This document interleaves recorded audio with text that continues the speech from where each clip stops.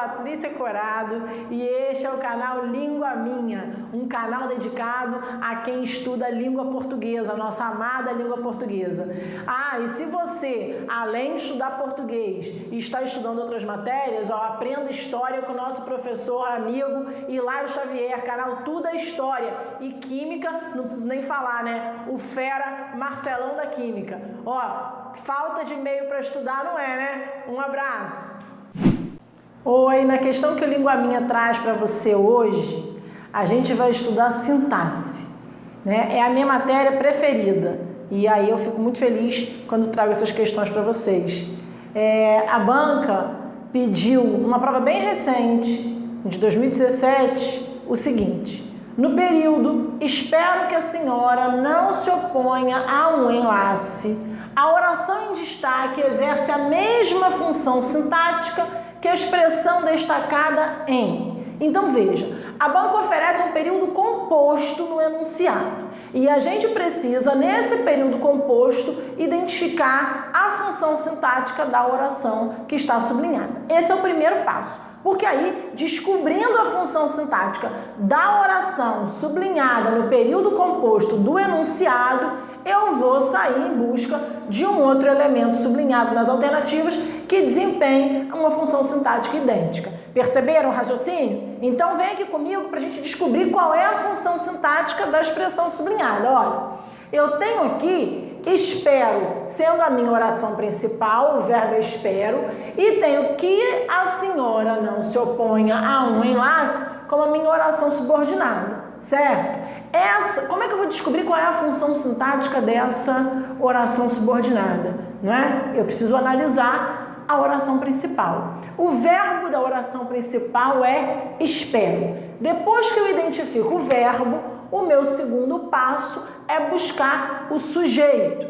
Você que não sabe essa metodologia para a gente fazer a análise de uma maneira segura, visite lá o nosso site www.linguaminha.com.br e aí você vai aprender tudinho. E acompanhe sempre os nossos vídeos aqui no YouTube, tá? Porque sempre que eu falo em análise sintática, eu insisto que você precisa procurar o verbo, identificar o sujeito e, na sequência, ver a predicação verbal. E esse é um passo a passo fundamental. Então eu já identifiquei o verbo aqui junto com você. Espero, qual é o sujeito? Só pode ser o pronome eu, certo? Eu tenho aqui um sujeito eu marcado pela desinência do verbo espero.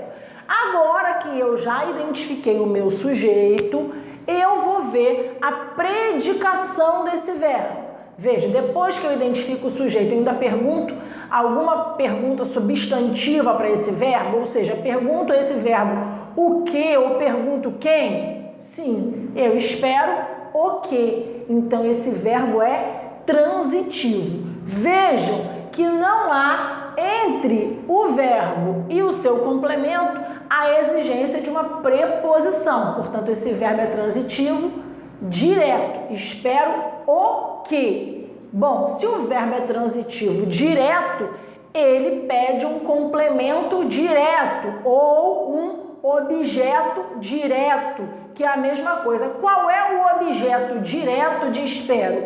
Eu espero o quê? Que a senhora não se oponha a esse enlace. Essa oração é o objeto direto do verbo da oração principal, por isso ela é chamada de oração subordinada substantiva objetiva direta, porque ela desempenha a função de objeto direto da oração principal. Ou seja, descobrimos qual é a função sintática da oração sublinhada? Descobrimos. Vamos agora, nas alternativas que se apresentam, procurar aquela em que o elemento sublinhado seja também um objeto direto, ok? Como fazer? Procurando o verbo, o sujeito, a predicação verbal, seguindo o mesmo passo a passo. Ótimo. Vamos à letra A. Os cuidados da ciência triunfaram do mal. Veja, o meu verbo é triunfar, certo? O meu sujeito, os cuidados da ciência. Isso aqui é o meu sujeito, ok? Os cuidados sujeito no plural determinando a concordância do verbo. O sujeito é sempre a estrutura nominal que determina a flexão do verbo. Ok.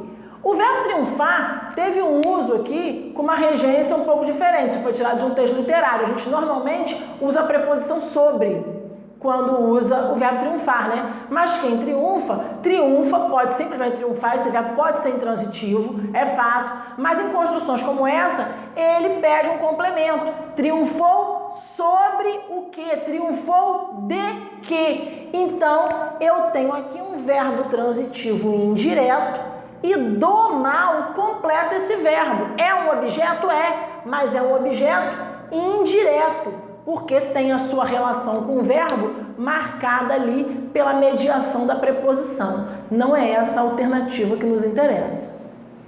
Fadinha estava outra vez bonita. O que vamos fazer? Procurar o verbo. Muito bem. Estava é o meu verbo. E o sujeito, quem é? O sujeito é Fadinha. E qual é a predicação desse verbo? Bom, o verbo estar não vai ser sempre um verbo de ligação. Está equivocado quem pensa isso, certo? Ele pode aparecer como um verbo intransitivo, fique atento, tá? Mas nesse caso ele é um verbo de ligação, por quê? Porque vejam que bonita não é exatamente um complemento do verbo. Bonita é uma predicação que eu faço a Fadinha, certo? Esse verbo, portanto, ele indica um estado do sujeito fazendo a mediação entre o sujeito e um elemento que a gente vai dizer que é um predicativo, ou seja, um atributo desse sujeito. Então, aqui eu tenho um verbo de ligação e aqui, sempre que eu tiver um verbo de ligação, eu vou ter a existência de um predicativo do sujeito. O que é o predicativo do sujeito? É justamente esse atributo que o verbo de ligação liga ao sujeito, ok?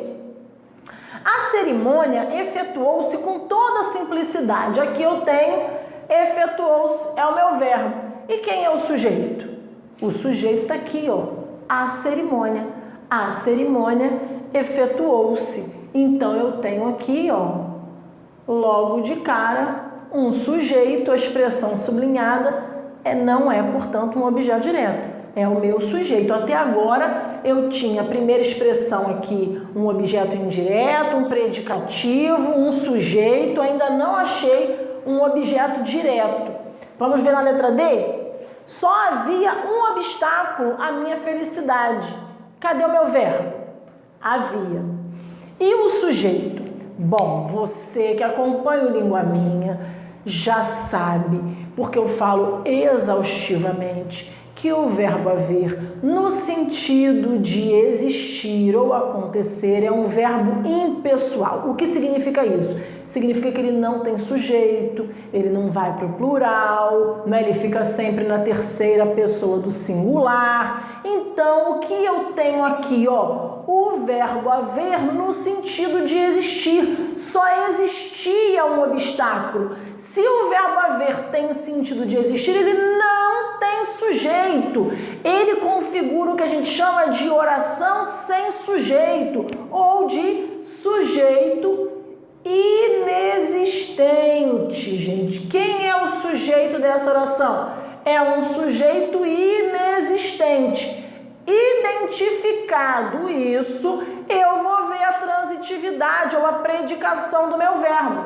Havia o quê? Certo? Nós temos um mapa mental sobre predicação verbal muito necessário. Bernardo coloca aqui para aparecer, ó. Vai aparecer, e para você ter acesso ao mapa mental, você vai lá no nosso site www.linguaminha.com.br e você vai poder ter acesso ao mapa gratuitamente. Dá para imprimir, se você quiser ser ecologicamente correto, você não imprime, fica consultando sempre aí no seu computador, dá para você salvar, tá bom? Bom, o verbo é transitivo direto. Verbo transitivo direto pede o quê? Objeto direto. Havia o quê? um obstáculo, objeto direto. Função sintática idêntica à da oração? Sim, função sintática idêntica à da oração. É isso que a gente está procurando? É isso que a gente está procurando.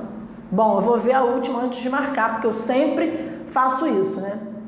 No dia em que o moço lhe pediu a filha em casamento. Bom, eu tenho aqui o verbo é pediu. E quem é o sujeito? O sujeito é o moço.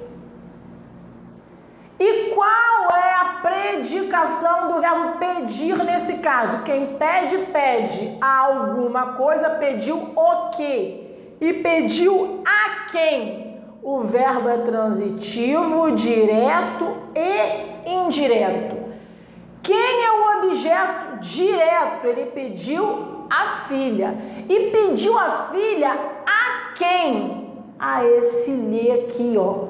Objeto indireto, função sintática clássica do lhe, objeto indireto, não única, mas clássica, certo? Então veja, de fato, a alternativa em que a palavra sublinhada era um objeto direto, tal como era um objeto direto, a oração lá do enunciado, uma oração objetiva direta, era a letra D. Fica sempre com a gente, tá? É um prazer ter você aqui. Tchauzinho.